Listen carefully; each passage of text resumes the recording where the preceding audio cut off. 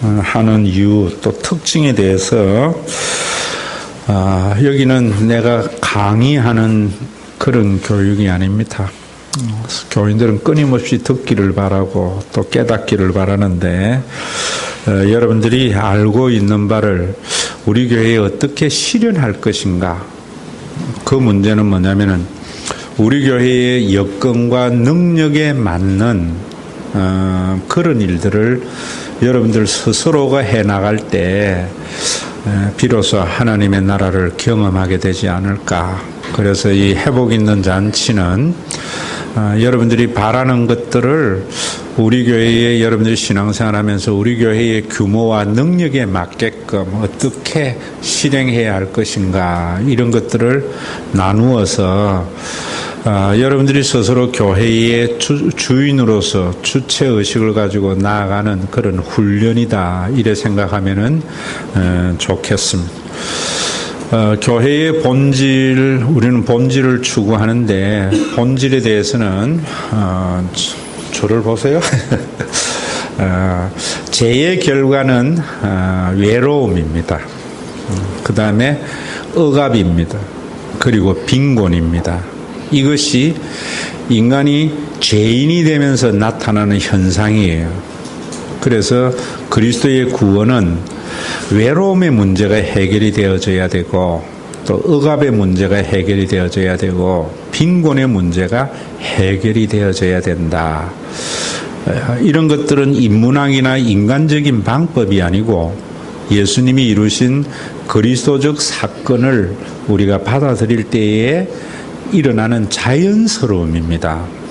그래서 교회가 자꾸 땅끝까지 이르러 내 증인이 되라고 하는 선교적 사명, 지상명령이라고 이야기하는 것은 원래 교회가 가지고 있었던 지상명령이 아닙니다. 원래 지상명령은 너희가 서로 사랑하라 라잖아요. 그래서 기독교는 선교가 기독교의 특징이 아니고 사랑이 기독교의 특징이잖아요. 그렇기 때문에 당연히 사랑하려고 교회에 다녀야 된다. 우리가 제국주의, 서양의 제국주의가 변질시킨 복음의 내용과 교회를 새롭게 해야 된다. 그럴 때에 교인들 속에는 이런 이야기도 자연스럽게 나타납니다. 목사님, 사랑하라 하니까 교인들이 아무것도 안 해요. 그래서 일하는 사람들이 힘들어요. 이런 걸 가지고 여러분이 비판하면 안 돼요. 그럴 때에 여러 가지 목사님의 의도를 잘못 알았을 때는 저에게 상담을 해야 됩니다. 질문을 해야 돼요. 제가 하는 이야기를 자신의 관점에서 비판을 해버리면은 교회가 앞으로 안 나갑니다.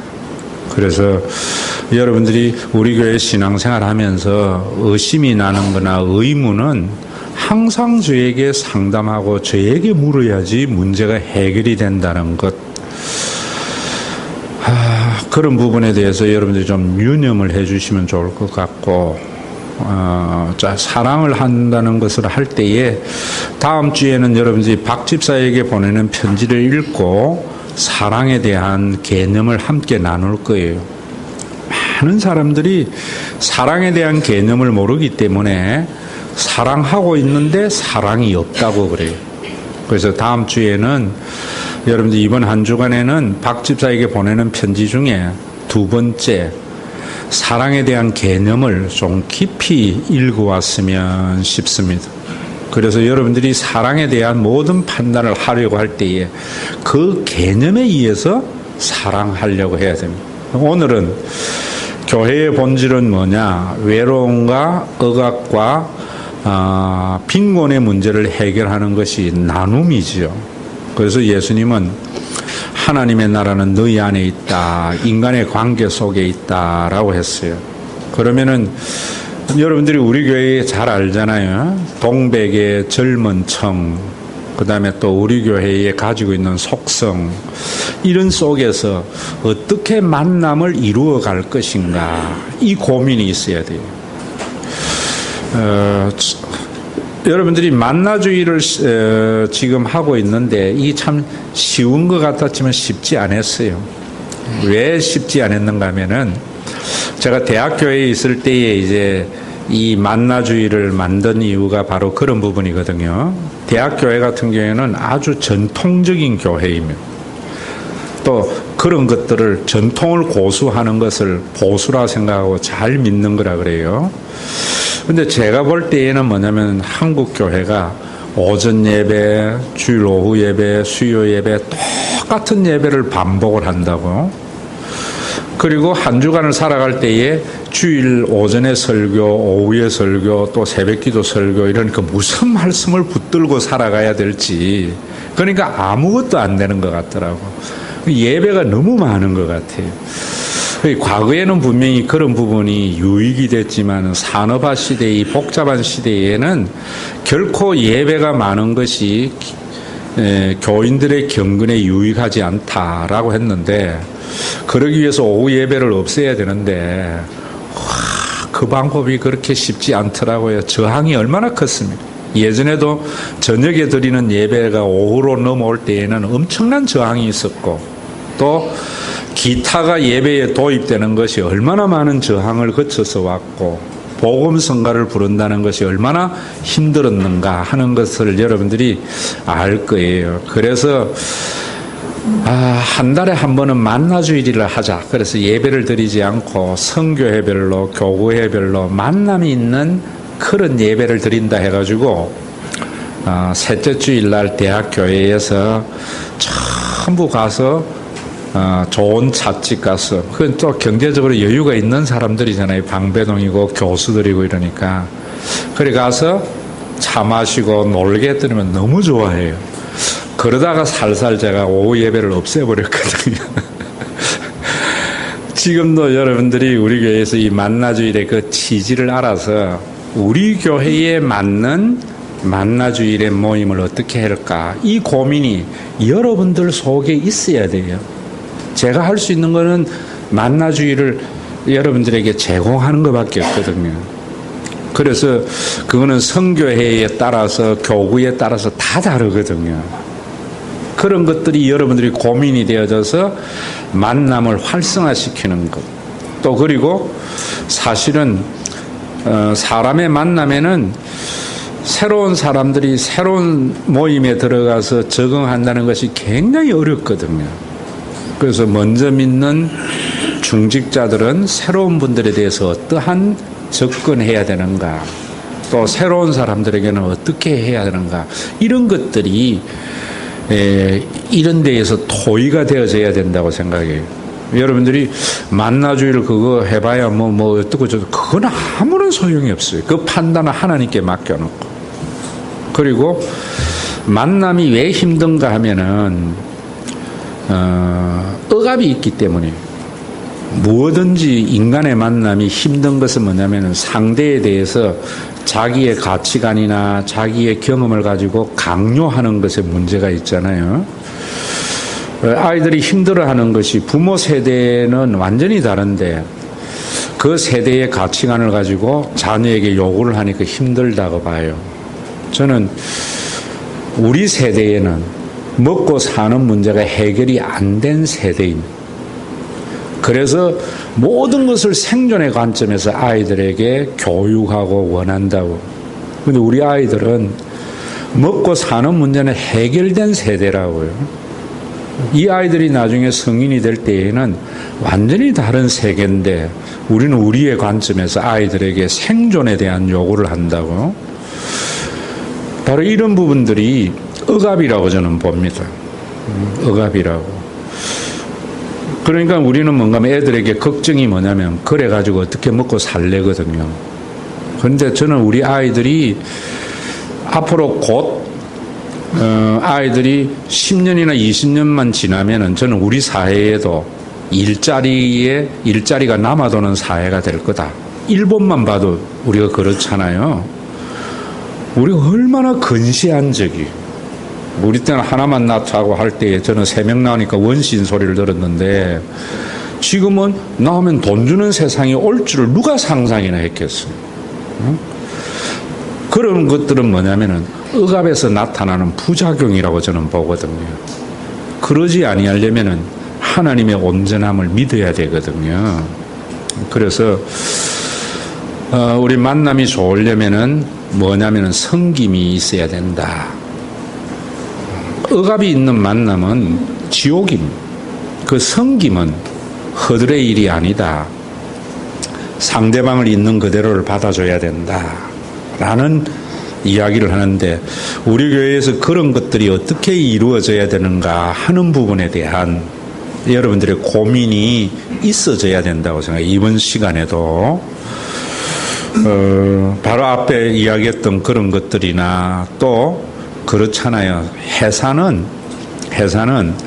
스펙이 같은 스펙을 만드는 것이 효율성을 위해서 중요하거든요.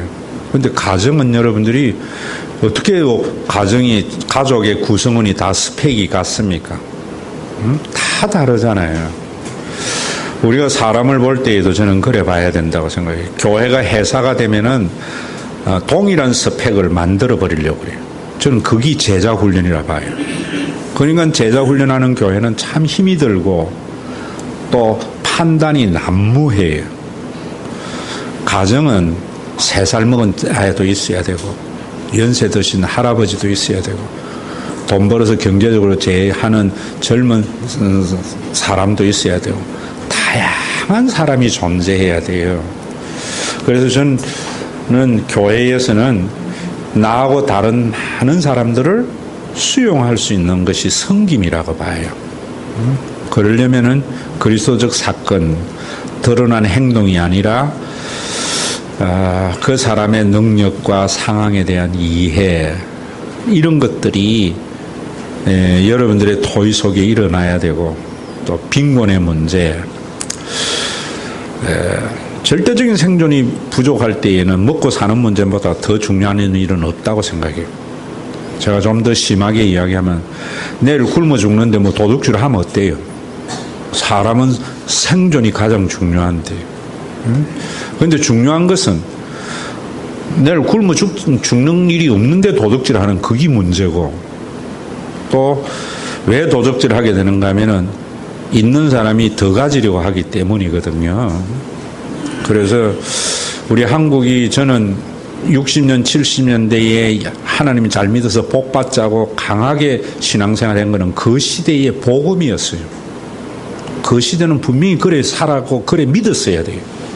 그런데 80년대에 우리 사회가 경제적으로 부유했을 때에는 우리가 왜 부자가 돼야 되는데 교회가 이것에 대한 끊임없는 질문을 교인들에게 하게 했어야 되는데 그저 더 큰 부자를 지향했기 때문에 IMF가 초래된 거고 IMF 때 모든 중산층이 파괴되어져서 나라는 IMF에서 벗어났는데 개인은 IMF에 아직 허덕이고 있는 대한민국이라 봐요. 그래서 교회는 나눔. 이번 주에도 제가 미국에서 목회를 하다가 이제 또 하와이로 갔다가 뭐 지금 한국에 들어와서 어떻게 살까 고민하고 있는 친구 목사가 만나서 이야기를 하는데 후회하더라고. 자기가 너무 몰랐다고. 제가 그러면서 하는 이야기가 그러면 내가 지향하는 교회가 경제 공동체냐 해서 경제 공동체가 아닌 교회가 어디 있느냐고. 여러분들이 드린 헌금이 교인들을 행복하는 데에 사용되어지고 그러니까 교인들이라 하니까 또 부교육자들을 생각을 안 하는 것 같아. 우리 교회 제일 가난한 사람들이 부교육자들입니다. 그래서 우리가 이런 어떤 부분들에 대한 것이 있어야 돼요. 그래서 저는 사실 선교 별로 안 하잖아요. 한다고 해서 세상 변화되는 것도 아니고 교인들이 행복하고 우리 교회에 맞는 만큼 선교를 해나가는 이런 어떤 부분들 이런 것들이 여러분들이 오늘 우리가 나누는 것이 겨자씨나 우리 집 헌금의 정신 이런 것들을 앞에 쭉 했는데 우리 교회에 맞는 교회의 본질 좋은 만남을 위해서 어떻게 하면은 억압하지 않고 어떻게 하면은 빈곤의 문제를 해결해 나가는 그런 교회가 될까 이런 고민이 좀 있고 그 고민의 끝에는 저는 그래 생각합니다. 우리 교회가 그런 것들이 잘 하지 지금 힘든 것이 뭐냐면은 교인의 숫자에 비해서 건물이 커요. 여러분 보세요.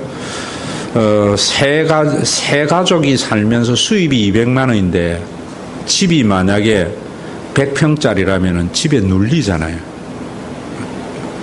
저는 우리 교회가 지금 하나님이 주신 분량에 해왔지만은 금년에는 우리 교회에 맞는 교인이 채워져야 이제는 우리가 지향하는 바를 이룰 것 같아요.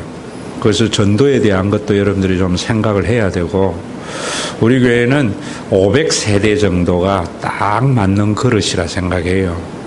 그래야지 정말 그런 부분에서 지금 우리가 지향하고 있는 모든 것들이 구체화되지 않겠나. 오늘 이런 생각들을 좀 나누면서 꼭 바라기는 여러분들이 의문이 나고 이런 것들은 스스로 판단하지 말고 언제나 목사님에게 상담하고 질문할 수 있는 그런 교회가 되어져서 누군가의 판단이 교회 전체의 흐름을 어긋나게 하지 않는 그런 중직자들 또 그런 회복 있는 잔치가 되었으면 합니다.